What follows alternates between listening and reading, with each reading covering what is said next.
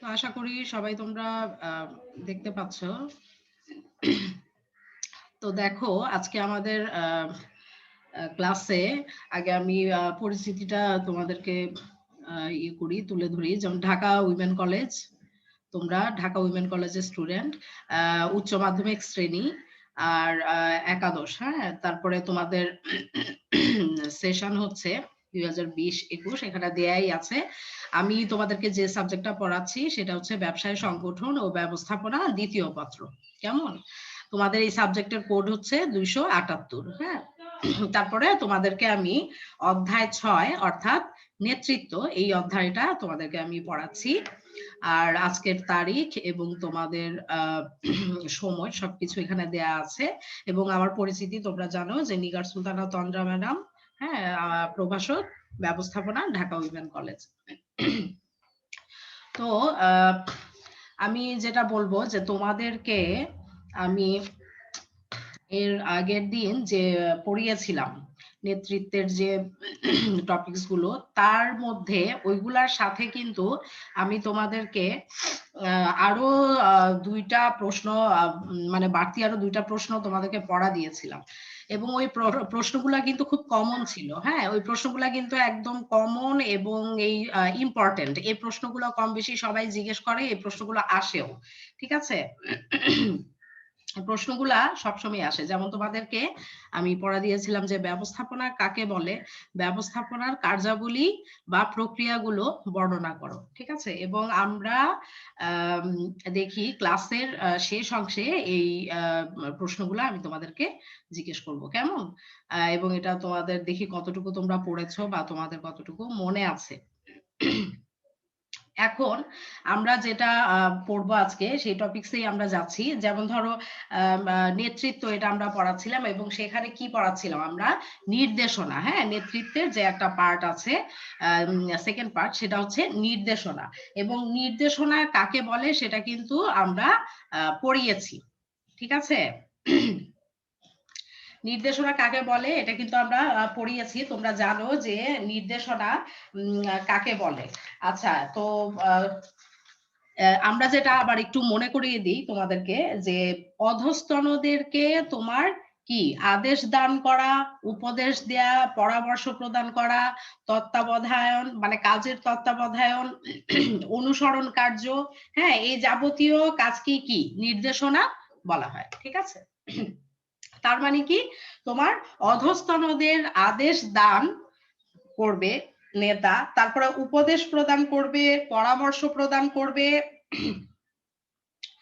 তারপরে তোমার দেখা যাচ্ছে তারা যে কাজ করছে সেটা তোমার ঘুরে ঘুরে দেখবে, তারপরে অনুসরণ কাজটা চালিয়ে যাবে। এই যে কাজের সমষ্টি, এই কাজের সমষ্টিকেই কি বলা হচ্ছে? তোমার নির্দেশনা বলা হচ্ছে। ঠিক আছে?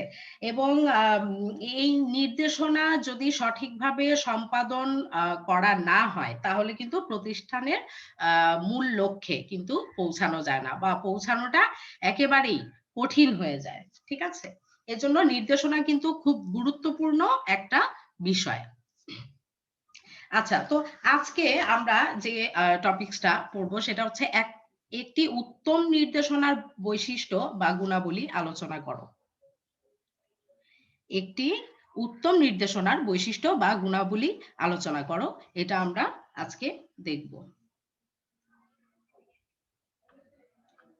তাহলে দেখো, নির্দেশনার যে ডেফিনেশন সেটা আমরা এতক্ষণ দেখলাম, এবং এখন যেটা আমরা দেখব সেটা হচ্ছে উত্তম নির্দেশনা যদি হতে হয়, হ্যাঁ, একটা নির্দেশনা কিভাবে উত্তম হবে, বা কি কি গুণাবলী থাকলে নির্দেশনাটা ফলপ্রসূ হবে বা তোমার সাকসেসফুল হবে একটা সংগঠনের ক্ষেত্রে।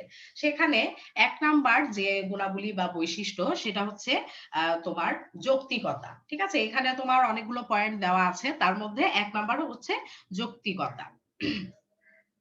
তাহলে দেখো, যে কোনো একটা সংগঠনে কোনো নির্দেশ তোমার যুক্তিযুক্ত, তারপরে যুক্তিসঙ্গত বা পালনযোগ্য হওয়াকেই কিন্তু নির্দেশনার যৌক্তিকতা বলা হয়। হ্যাঁ, মানে নির্দেশটা তোমার যুক্তিযুক্ত অবশ্যই হতে হবে, তারপরে যুক্তিসঙ্গত, বা যদি সেটা পালনযোগ্য হয় তখন তাকে আমরা নির্দেশনার যৌক্তিকতা বলতে পারি। কেমন? তো ভালো নির্দেশনা অবশ্যই কিন্তু কি তোমার যৌক্তিক হওয়া উচিত। কর্মচারীরা যদি তোমার মানে কোনো নির্দেশনার বিষয়বস্তুকে অযৌক্তিক মনে করে বা কর্মীরা ওই নির্দেশ পালনের উপযোগী কিনা তা বিবেচনা না করা হয়, হ্যাঁ? আম তারপরে তোমার দেখা যাচ্ছে কখনোই সেটা কিন্তু তাহলে ভালো নির্দেশনার মধ্যে পড়বে না। তার মানে কি? তোমার বিষয়বস্তুকে কোন মানে কর্মচারীরা কি যাদেরকে অধস্তন যারা আছে তাদেরকে যে তুমি নির্দেশনাটা দিবা তাদের কাছে কিন্তু নির্দেশনাটা গ্রহণযোগ্য মনে হতে হবে এবং যৌক্তিক হতে হবে, ঠিক আছে? তাহলে এবং এটা পালনযোগ্য হতে হবে। তা না হলে তাদের কাছে যদি এই জিনিসটা যৌক্তিক মনে না হয় বা এটা যদি আসলে পালনযোগ্য না হয় তাহলে কিন্তু সেটা তোমার উত্তম নির্দেশনার পর্যায়ে পড়বে না। এবং অযৌক্তিক নির্দেশনা অধস্তনদের তারা পালন করবে ঠিকই, নেতার কথা মতো তারা কাজ করবে ঠিকই, কিন্তু দেখা যাচ্ছে যে তাদের মনে একটা বিরক্তির তোমার উদ্ভব হবে, ঠিক আছে? তাদের মনে একটা বিরক্তির উদ্ভব হবে এবং ঊর্ধ্বতন সম্পর্কে একটা নেগেটিভ ধারণা তৈরি হবে। আচ্ছা, তাহলে ২ নাম্বার দেখো যেটা আছে সেটা হচ্ছে পূর্ণাঙ্গতা। পূর্ণাঙ্গতা। দেখো তোমার কোন নির্দেশনার সম্পূর্ণতার যে একটা গুণ, সেই গুণটাকেই কিন্তু পূর্ণাঙ্গতা বলা হয়। পূর্ণাঙ্গতা মানে কি? একেবারে কমপ্লিট। তার মানে কোনো কিছু বাকি নেই। ঠিক আছে? তো এই নির্দেশনার যে সম্পূর্ণতা, এই সম্পূর্ণতাটাকেই কিন্তু তোমার কি বলা হচ্ছে? পূর্ণাঙ্গতা বলা হচ্ছে। কেউ যদি কিছু বলে আর বাকিটা অন্যে বুঝে নিবে মনে করে, তাহলে সেটা কখনোই ভালো নির্দেশনা হতে পারে না। নির্দেশ পালন করতে যেয়ে যে সকল সম্ভাব্য সমস্যা হতে পারে তার বিষয়েও তোমার উত্তম নির্দেশনার করণীয় তোমার কিন্তু নির্দেশ করা হয়ে থাকে। তাই পূর্ণাঙ্গতা কিন্তু একটা ভালো নির্দেশনার একটা গুরুত্বপূর্ণ বৈশিষ্ট্য। তোমরা ভিডিও অন রাখো সবাই, কেমন? তোমরা ভিডিও সবাই অন রাখো। আচ্ছা, এরপরে যেটা আছে ৩ নাম্বার সেটা হচ্ছে সংক্ষিপ্ততা। সংক্ষিপ্ততা তার মানে কি? নির্দেশনার মানে নির্দেশনার যে বিষয়বস্তুটা সেটা অল্প কথায় তারপরে সুন্দর এবং সাবলীল ভাবে তুলে ধরাটাকেই সংক্ষিপ্ততা বলা হয়। হ্যাঁ? নির্দেশনার যে মূল বিষয়বস্তু মানে যেটাকে কেন্দ্র করে তোমার নির্দেশটা দান করা হচ্ছে, সেই বিষয়টা যতটুকু সহজ সরল ভাবে উপস্থাপন করা যায় এবং অল্প কথায় শর্টলি তোমার তুলে ধরা যায় সকলের সামনে, তাকেই কিন্তু সংক্ষিপ্ততা বলা হয় এবং এটা একটা গুণ। অর্থাৎ তোমার নির্দেশনার বিষয়টা অবশ্যই সংক্ষিপ্ত হতে হবে। বেশি কথা বলে অযথা সময় নষ্ট করা যাবে না এবং দেখা যাচ্ছে যে এতে নির্দেশনার সৌন্দর্য নষ্ট হয়, ঠিক আছে? এবং সময়ও নষ্ট হয়। তো নির্দেশনা লিখিত ভাবে দেয়া হোক বা তোমার মৌখিক ভাবেই দেয়া হোক না কেন, মূল কথা হচ্ছে যদি গুছিয়ে শর্টলি মানে তোমার সংক্ষিপ্ত ভাবে তোমার সুন্দরভাবে অধস্তনদের নিকট তুলে ধরা না যায় তাহলে কিন্তু তাদের পক্ষে তোমার সেই নির্দেশনাটা বুঝে ওঠাও সম্ভব হবে না এবং নেতার আদেশও পালন করা সম্ভব হবে না, ঠিক আছে? এজন্য সংক্ষিপ্ততাটা অবশ্যই বজায় রাখতে হবে। এরপরে ৪ নাম্বার যেটা আছে সেটা হচ্ছে স্পষ্টতা। ৪ নাম্বার হচ্ছে স্পষ্টতা। দেখো একটি ভালো নির্দেশনাকে অবশ্যই স্পষ্ট হতে হবে। মানে এখানে কি বলছে একদম স্পষ্ট বোঝা যাইতে হবে। সেটা লিখিতভাবে নির্দেশনাটা দেয়া হোক বা লিখিত ছাড়াই দেয়া হোক। এটা একদম স্পষ্ট এবং তোমার একদম সুস্পষ্ট হতে হবে। এবং অস্পষ্ট যদি হয় বা তোমার দেখা যাচ্ছে যে আ আ পুরা যে মানে মূল বিষয়টা এটা বোধগম্য না, বোঝা যাচ্ছে না, হ্যাঁ? তাহলে কিন্তু তোমার উত্তম নির্দেশনা সেটা হবে না। তখন নির্দেশনা তার কিন্তু গুণাবলী হারাবে।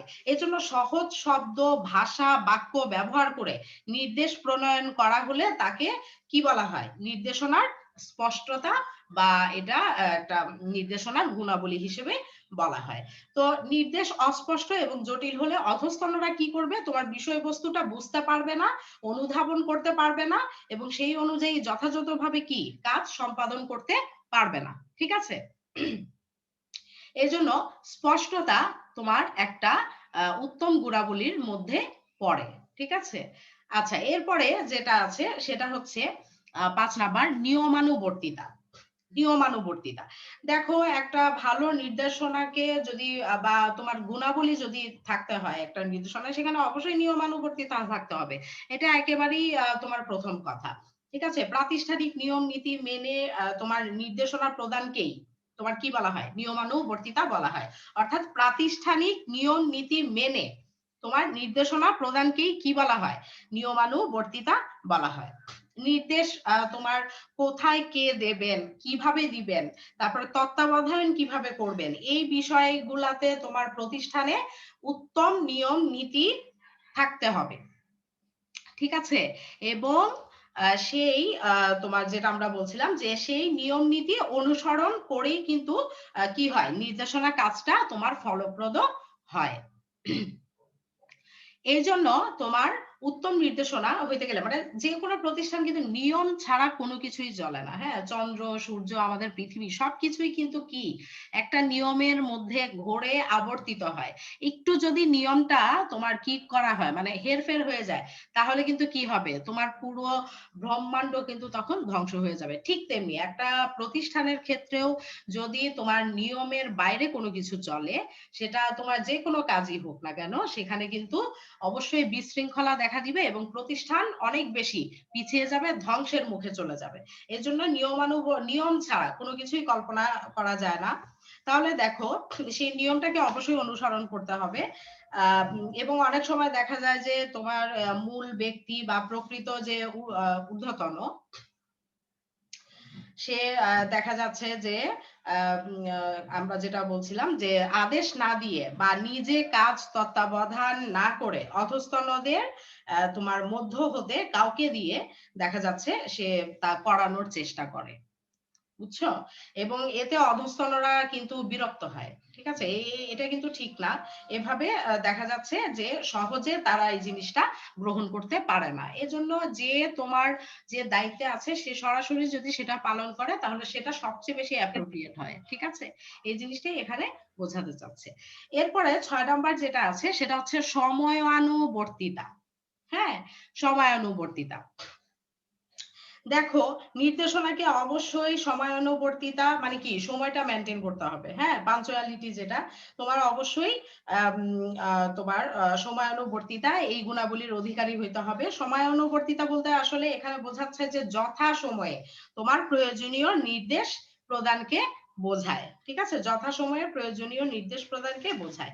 প্রবাদে আছে যে তোমার সময়ের 1/4 তোমার অসময়ের 10 গুণ, এরকম কিন্তু বলা আছে। অর্থাৎ যে নির্দেশ যখন দেয়া উচিত, হ্যাঁ, তখন যখন যেটা খোঁজ খবর নেওয়া উচিত বা যখন যেটা করা উচিত, তখন যদি সেটা না করা হয়, তাহলে কিন্তু সেটা পরে আর মানে ওটা সংশোধন করতে অনেক বেশি কষ্ট হয়ে যায়। ঠিক আছে?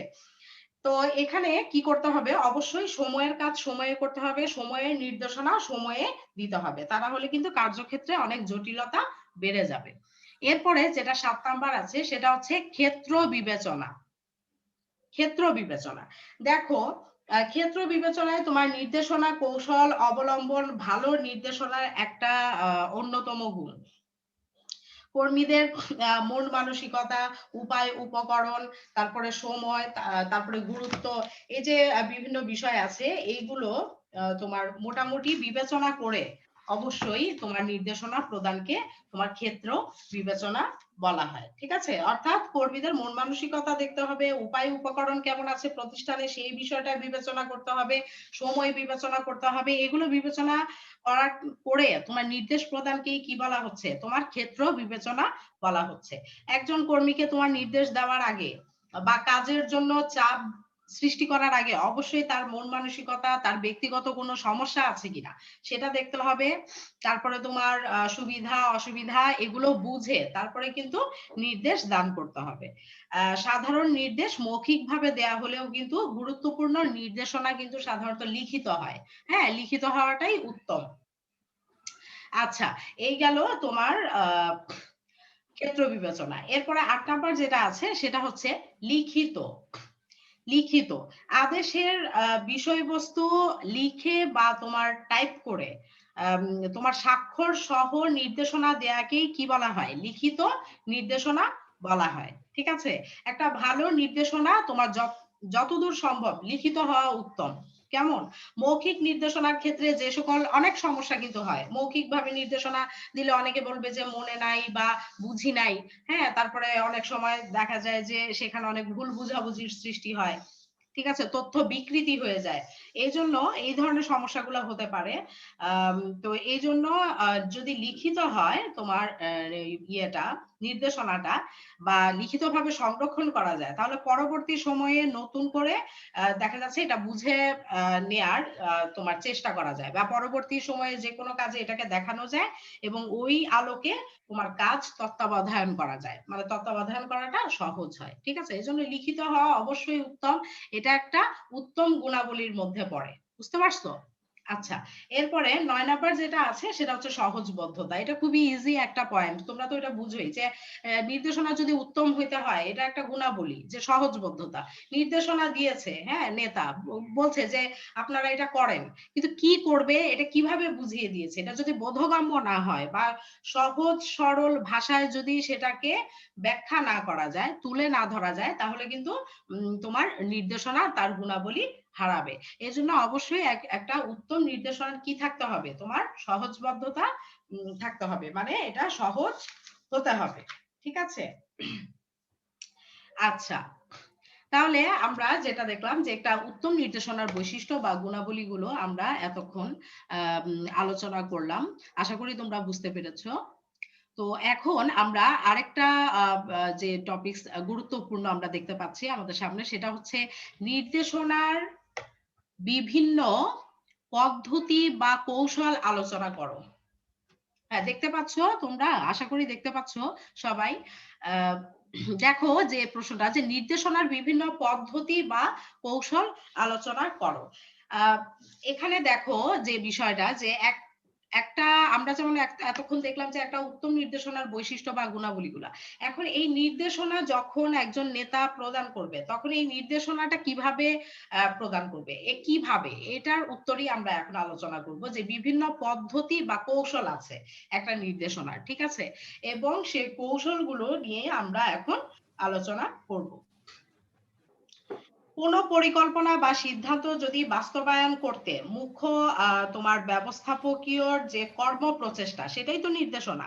এখন অধস্তনদের নিকট থেকে দেখা যাচ্ছে যে তোমার কাঙ্ক্ষিত কাজ আদায়ের জন্য একজন ঊর্ধ্বতন বিভিন্ন কৌশল কিন্তু অবলম্বন করেন, ঠিক আছে। সেই কৌশলগুলোর মধ্যে দেখো 1 নাম্বার যে কৌশলটা আছে সেটা হচ্ছে তত্ত্বাবধানের মাধ্যমে নির্দেশনা। তত্ত্বাবধানের মাধ্যমে নির্দেশনা, সেখানে আমরা কি দেখব, যে নির্দেশ দেওয়ার পরে, আচ্ছা আমি তার আগে একটু বলে নেই যে নির্দেশনার যে পদ্ধতিগুলা, সেখানে কিন্তু আমরা মোটামুটি এখানে 4 ধরনের পদ্ধতি আছে বা কৌশল আছে নির্দেশনা বাস্তবায়নের জন্য, বা নির্দেশনা দানের যে পদ্ধতি, সেখানে 4টা পদ্ধতি আছে। একটা হচ্ছে তত্ত্বাবধানের মাধ্যমে নির্দেশনা, আর একটা হচ্ছে যোগাযোগের মাধ্যমে নির্দেশনা, তারপরে 3 নাম্বার হচ্ছে নেতৃত্ব দানের মাধ্যমে নির্দেশনা, এবং এর আন্ডারে দেখো ক খ গ আরো 3 ধরনের পদ্ধতি দেয়া আছে, এবং 4 নাম্বার হচ্ছে অন্যান্য নির্দেশনা, এবং এখানেও কিন্তু তোমার ক খ গ 3টা পদ্ধতি দেয়া আছে। বুঝতে পেরেছ? তো 1 নাম্বার যেটা আমরা এখন দেখব, যে তত্ত্বাবধানের মাধ্যমে নির্দেশনা, এটা আসলে আমরা যেটা বলছিলাম এটা সম্পর্কে, যে সশরীরে উপস্থিত থেকে কাজ দেখা এবং প্রয়োজনীয় উপদেশ এবং পরামর্শ দিয়ে কাজ করিয়ে নেয়ার কৌশলকেই কি বলা হয়, তোমার তত্ত্বাবধানের মাধ্যমে নির্দেশনা বলা হয়। কার্যকর মানে একদম সশরীরে সেখানে থেকে তত্ত্বাবধান বা ঘুরে ঘুরে দেখতে হবে, ঠিক আছে, যে কাজ কতটুকু হচ্ছে বা নির্দেশনাটা কতটুকু তোমার বাস্তবায়ন করা হচ্ছে। কার্যকর নির্দেশনার ক্ষেত্রে তত্ত্বাবধান কি একটা কিন্তু গুরুত্বপূর্ণ উপায়। নির্দেশনা বলতে কিন্তু শুধুমাত্র নির্দেশ দানটাকেই বোঝায় না, বা একটা কার্য শুধুমাত্র কার্য তত্ত্বাবধান করলো সেটাও কিন্তু তোমার মানে শুধুমাত্র যে এতটুকুর মধ্যে সীমাবদ্ধ তা কিন্তু না। তবে তোমার এই তত্ত্বাবধানটা যদি তোমার একবারে সশরীরে হয়, এবং তাহলে কাজের প্রকৃতি এবং মানে ইয়েটা তোমার ভালো হয়, এবং দেখা যাচ্ছে নির্বাহীর যে একটা সচেতনতা সেটাও কিন্তু বৃদ্ধি পায়। ঠিক আছে? এবং এটা কিন্তু তত্ত্বাবধানটা কিন্তু অনেকটা নির্ভর করে তোমার নির্বাহীর সময়ের উপরেও কিন্তু নির্ভর করে। সাধারণত প্রতিষ্ঠানের নিচের দিকে যারা কাজ করে, সুপারভাইজার আছে, ফোরম্যান আছে, এইসব ব্যক্তিবর্গ কিন্তু প্রতিষ্ঠানে এই ধরনের নির্দেশনা দিয়ে থাকেন। দেখা যাচ্ছে তারা তত্ত্বাবধান কাজটা করছে। হ্যাঁ, তারা দেখা যাচ্ছে তোমার তত্ত্বাবধানের কাজটা করছে। আচ্ছা, তো তারপরে দেখা যাচ্ছে পরের যে পয়েন্টটা সেটা হচ্ছে যোগাযোগের মাধ্যমে নির্দেশনা। দেখো, যোগাযোগের মাধ্যমে নির্দেশনা বলতে বিভিন্ন যোগাযোগ মাধ্যম, যেমন তোমার টেলিফোন, মোবাইল ফোন, তারপরে তোমার সার্কুলার, সভা, অনুষ্ঠান, আলোচনা, ঠিক আছে, তারপরে তোমার দেখা যাচ্ছে ইমেল, হ্যাঁ, ইন্টারনেট ইত্যাদি ব্যবহার করে কিন্তু অধস্তনদের নির্দেশ দান করাকেই যোগাযোগের মাধ্যমে তোমার নির্দেশনা বলা হয়। প্রতিষ্ঠানের নিচের পর্যায়ে যারা আছে, যেমন সুপারভাইজার বা ফোরম্যান, তারা সশরীরে উপস্থিত থেকে তোমার তত্ত্বাবধানের মাধ্যমে কিন্তু নির্দেশনা দেন। হ্যাঁ, উপরি পর্যায়ে নির্বাহীরা তাদের দেখা যাচ্ছে অনেক সময় সময়ের স্বল্পতা থাকে, যে কারণে তারা পারে না তত্ত্বাবধান করতে।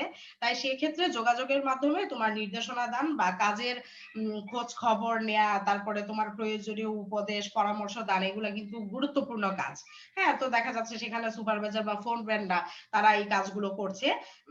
এবং তথ্য প্রযুক্তির যে ব্যাপক উন্নয়ন, এই উন্নয়নের ফলে কি এক স্থানে বসেই বিশ্বের বিভিন্ন দেশের শাখা অফিস কিন্তু পরিচালনা করা সহজ। হ্যাঁ, এবং নির্দেশনার কাজটাও কিন্তু সহজ হয়ে যায়। ঠিক আছে, এটা হচ্ছে তথ্য প্রযুক্তির ব্যবহারের কারণে যে সুবিধাটা পাচ্ছে সেটা বলছে।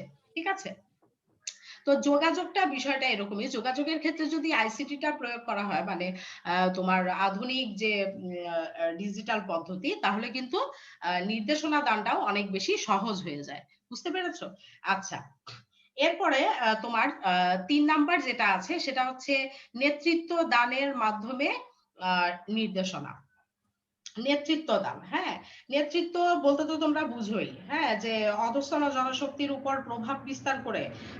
নেতৃত্ব বলতে কি, মানে অধস্তন জনশক্তির উপরে প্রভাব বিস্তার করে লক্ষ্য পাবে তাদেরকে পরিচালিত করার কৌশলকেই তোমার কি বলা হয়, তোমার নেতৃত্ব দানের মাধ্যমে নির্দেশনা বলা হয়। তাই অধস্তন জনশক্তির উপরে তোমার নেতৃত্ব কৌশল ব্যবহার করে তাদের তোমার কর্মপ্রয়াসকে লক্ষ্যপানে এগিয়ে নেওয়ার জন্য একজন নেতা বা ব্যবস্থাপক যে নির্দেশনা কৌশল ব্যবহার করেন, তাকে কিন্তু নেতৃত্ব দানের মাধ্যমে নির্দেশনা বলা হয়।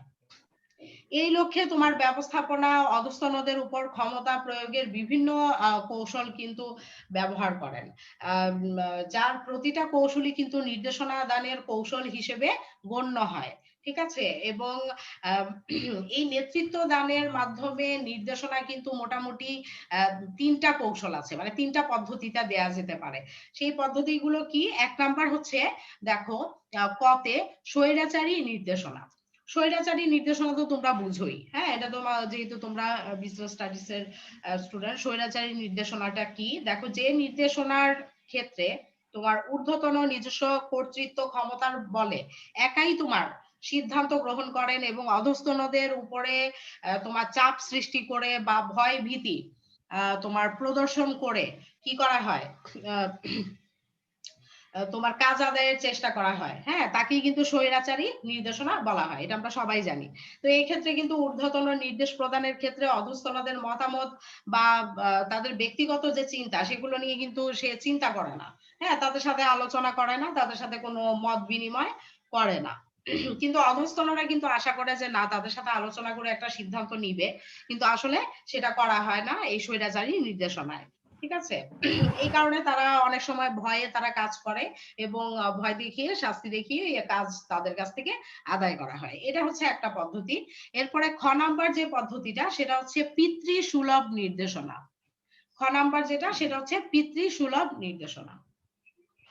দেখো, যে নির্দেশনার ক্ষেত্রে তোমার ঊর্ধ্বতন অধস্তনদের উপর কি হয়, মানে অতিমাত্রায় কর্তৃত্বশালী হলেও কাজ আদায়ে তোমার ক্ষমতা প্রয়োগ না করে তোমার স্নেহপূর্ণ এবং আন্তরিক ব্যবহারের মাধ্যমে অধস্তনদের উপরে তোমার একটা প্রভাব বিস্তার করে কাজ আদায় করে, তাকে কিন্তু পিতৃসুলভ তোমার নির্দেশনা বলা হয়। তার মানে এখানে কি বলছে যে এটা কিন্তু স্বৈরাচারী থেকে আলাদা। হ্যাঁ, ওই নির্দেশনা থেকে আলাদা। দেখা যাচ্ছে এই নির্দেশনার ক্ষেত্রে কোনো ভয়ভীতি প্রদর্শন করা হয় না, কোনো ক্ষমতা প্রয়োগ করা হয় না। তাদের সাথে ভালো আচরণ করে, ব্যবহার করে, স্নেহ দেখিয়ে তাদের কাছ থেকে কাজ আদায় করা হয়। এবং এটাই কিন্তু কি পিতৃসুলভ নির্দেশনা পদ্ধতি। ঠিক আছে।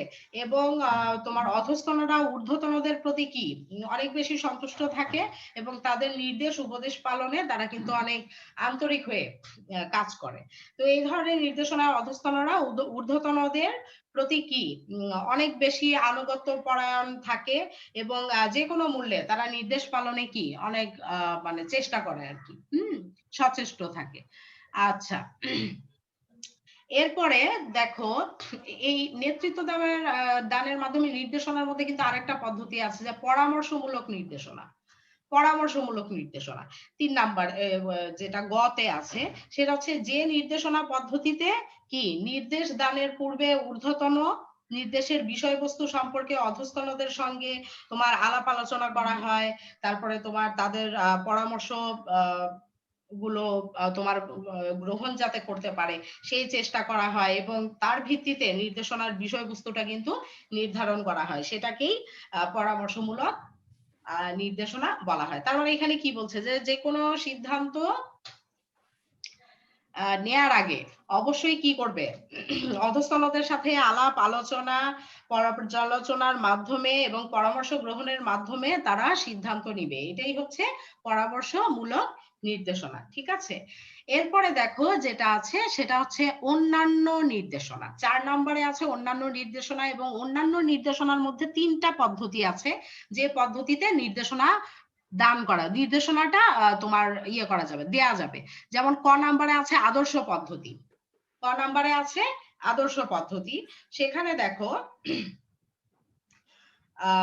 যে পদ্ধতিতে তোমার নির্দেশ একবারই তোমার প্রদান করা হয়, বুঝিয়ে দেওয়া হয় এবং অধস্তনরা পরবর্তী সময়ে এই ধরনের একই ধরনের কাজ বা সমস্যার ক্ষেত্রে পূর্বে নির্দেশিত যে পদ্ধতিগুলা দেয়া আছে এগুলাই বারবার ব্যবহার করে, তাকে নির্দেশনা দানের মাধ্যমে মানে আদর্শ পদ্ধতি বলা হচ্ছে। আদর্শ পদ্ধতিতে কি বলতেছে যে একবারই তোমার নির্দেশ দান করা হবে, একবারই বুঝিয়ে দেওয়া হবে এবং পরবর্তীতে এই একই টাইপের কাজ যতবার আসবে ততবারই পুনঃ পুনঃ বারবার এই মানে পদ্ধতি ব্যবহার করা হবে এবং একই ধরনের পদ্ধতি একই ধরনের কাজে বারবার ব্যবহার করার যে মানে একটা কৌশল, সেটাকেই কিন্তু আদর্শ পদ্ধতি বলা হয়। ঠিক আছে।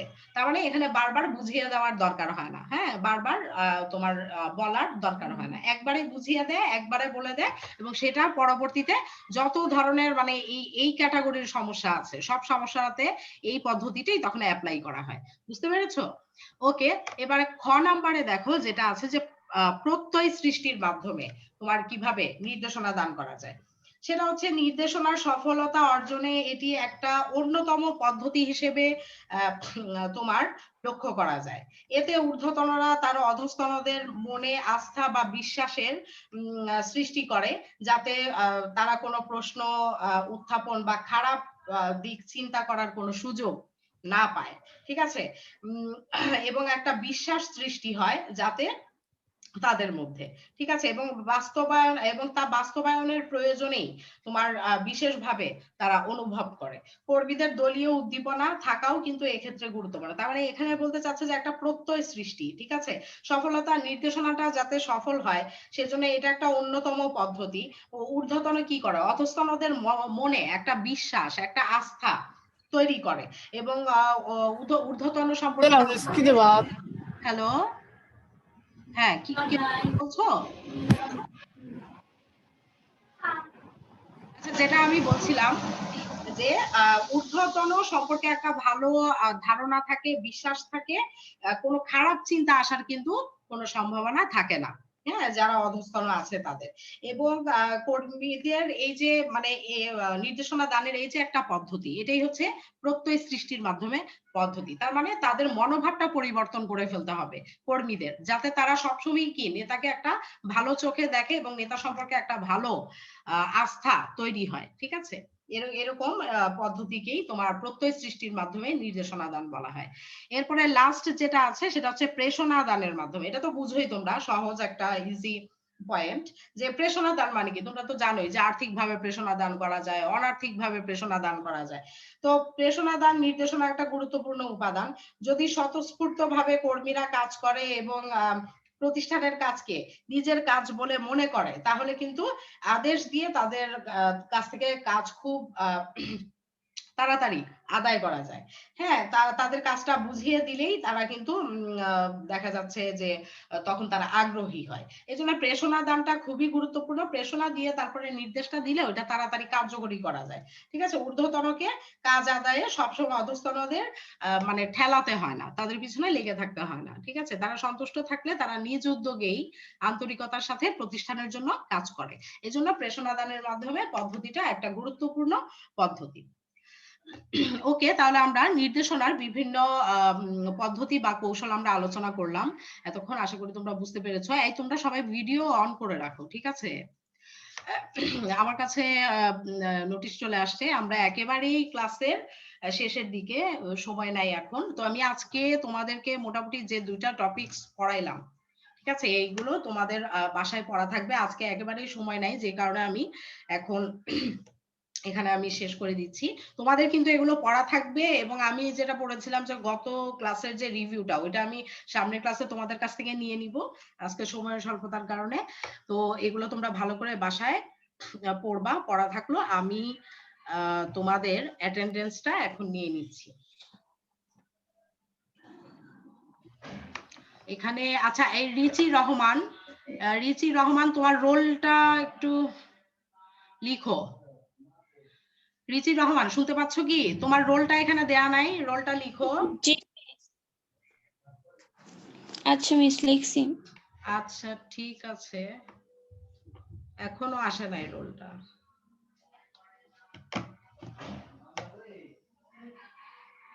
আচ্ছা, রোলটা তুমি লিখে দিও, তা না হলে কিন্তু আমি ইয়েটা দিতে পারবো না, অ্যাটেন্ডেন্সটা দিতে পারবো না। ঠিক আছে মিস, লিখে হ্যাঁ, দিয়েছি। ঠিক আছে, ঠিক আছে, ওকে।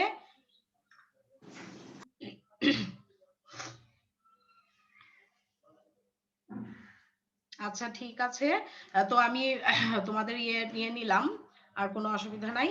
আজকে তাহলে ক্লাস এই পর্যন্তই। তোমরা তাহলে সবাই ভালো থাকো, সুস্থ থাকো। সামনের ক্লাসে দেখা হবে তোমাদের সাথে, কেমন? আল্লাহ হাফেজ। আসসালামু আলাইকুম মিস। ওয়ালাইকুম সালাম। আসসালামু আলাইকুম। হ্যাঁ, ওয়ালাইকুম সালাম।